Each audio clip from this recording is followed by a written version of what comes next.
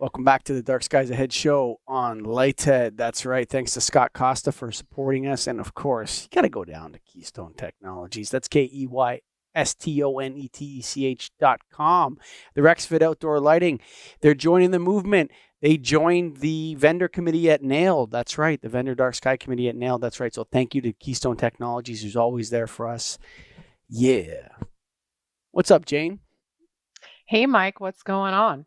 So you know what's interesting? We talked about it. We just recorded it, and I just couldn't resist, so I said it on the last show. So I'm not going to surprise you with this, but the paradigm shift is coming. And that paradigm shift for this industry is that people are not only going to pay for lighting, but they're also going to pay for darkness, for access to darkness. And municipalities are going to pay to provide darkness to their cities. How exciting is that? It's my dream come true. Yeah, it's a reality now. The paradigm is shifting now. You can feel it. Everybody can feel it.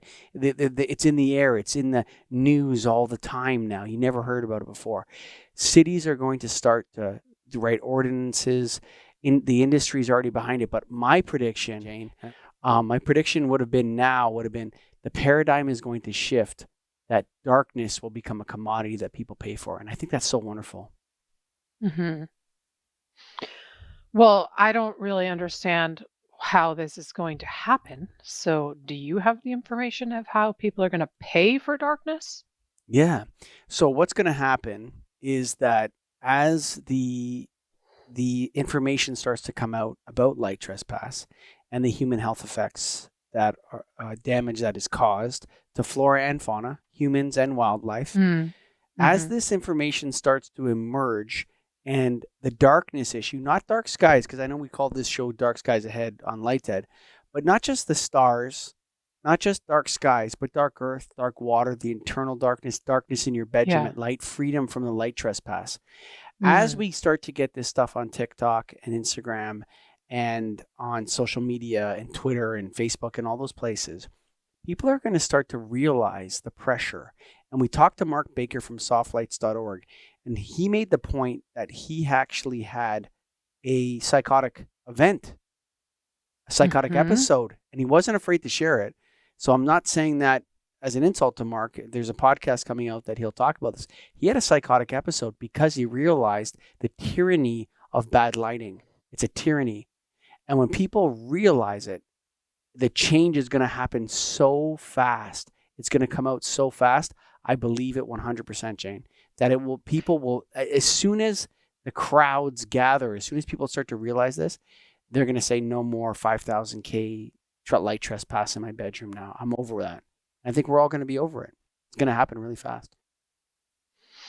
Well, I think that the shift from 5,000K, everyone in the lighting industry that I know knows that that was a mistake because the emphasis was on efficacy instead of actually being on quality. But at that time, no one really knew. We were trying to harness or harvest that 70% savings, and we didn't want to leave anything on the table. But we didn't realize that we were creating an environmental disaster, as you say, and that for most people, this problem has crept up on them slowly, like a frog in a boiling pot of water who doesn't realize to jump out. But for people like Mark Baker, this problem was acute and immediate, and he was on the front lines of really noticing the impact of this change. So as people start to realize what they've lost, the romance in their lives, the dimness, the time for reflection, the time for family, the time to put the devices which are illuminated down to look at actual real humans, to build human connection. When we get to that place, I think the shift will not only be in our experience, but in our behavior. We'll probably build more ritual into our lives, more time that isn't about work. And quite frankly, light has illuminated our environment to a point where I've sometimes held 3 or 4 jobs. The earth does not need me to hold 3 or 4 jobs. The earth doesn't need anyone to hold that much work. And that's the over-industrialization that has happened as a result of light. We take fossil fuels for granted, we take light for granted and what it has enabled us to do. it's basically steroids for humanity, and we need to lay off. The Jevons paradox is out of control in the lighting industry. And I think you mentioned mostly the benefits that have been lost in that, and a little bit Mm-hmm. at the end of some of the things. But, you know, humans are far more sensitive to loss than they are to gain. Okay. And so when they realize that something has been taken from them, okay, and that they paid for it, not only like it's so insulting. Okay. What's happened in the last 10 years with Johnny come lately in the lighting marauders is what I call them.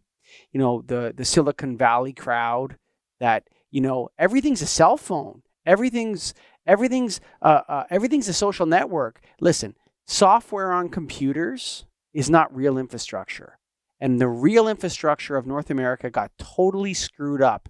HPS was better than what we have now.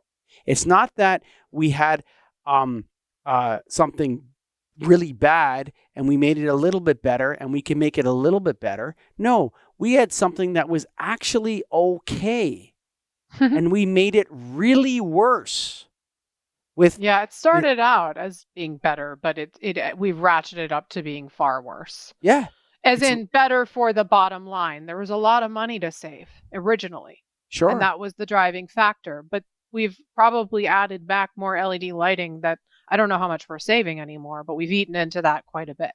Yeah, but you know what? Don't I'm so sick of accountants running the lighting business. Okay.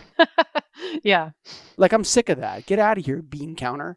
Not you, the bean counters, and like, Yeah, I oh, it's know. all about money, and if I could save a penny, I will. And bleh. It's like, no, it's also about beauty. Okay, that's important, but Mm. also it's about you've trespassed into our bedrooms.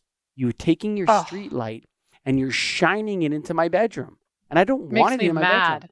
Yeah, Yeah. I want to be able. I want to have when I go to bed. I like to open. I want my curtains open, and I want to look out the window at night. And I don't want this nasty 5,000K blinking nonsense coming in my window. And Hmm. I paid for it through my electricity bill, and everybody else in my neighborhood did as well. And I think that when we realize that something's been taken from us, that something's been lost, and that we can get it back really easily and it won't take long and we can do it really quickly and everybody in the lighting business is going to get rich. That's how it's going to Yeah. go. And Yeah. we're going to pay for darkness. Municipalities are going to deliver darkness to their people.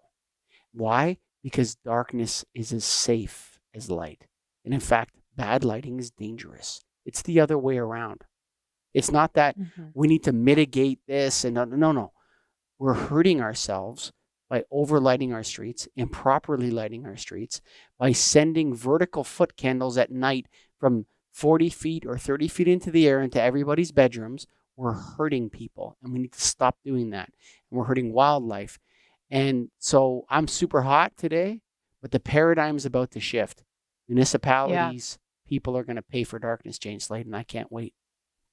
Well, hopefully with conversations like this one, we can start to really get to that tipping point. Mm-hmm. And I see a lot of misinformation out there about blue light being bad. And I was giving a presentation, and this man in the middle of the day was wearing orange glasses. And it was high noon, which is when you want blue light. And so what I always say is mimic the natural daylight cycle as much as possible. Warm in the mornings, cool at the zenith, warm at in the evening, and then darkness. And you can go to Harvard and study that broccoli is good for you, or you can believe your grandmother when she told you to eat your vegetables. So we can get complicated, and we should do the research, but we absolutely can just follow the natural daylight cycle, and that is enough. Folks, light pollution is not a metaphor.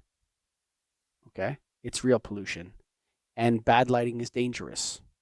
So that's what you need to know. This has been Dark Skies Ahead. It is sponsored by our friends. Yeah, we love you guys. Keystone Technologies. They're in the movement. They're joining us. They're figuring it out with the rest of us. We're going to get this thing figured out. Go to KEYSTONETECH.com. That's right, KeystoneTech.com. The easy folks. Light made easy.